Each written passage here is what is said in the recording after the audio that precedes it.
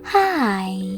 In front of me is OPPO Find X3 Neo, and today I would like to show you how you can select and delete multiple photos at once.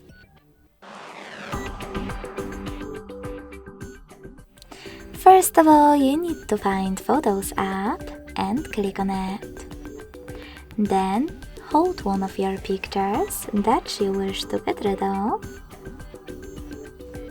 And to select multiple ones right away, tap on this dot at the top right corner. Now to exclude some that you wish to keep, click on them. And to delete the rest, click on Delete button at the bottom right corner. And confirm your choice in the pop-up.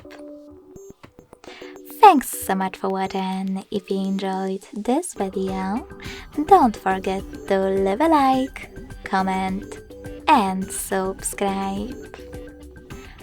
Bye!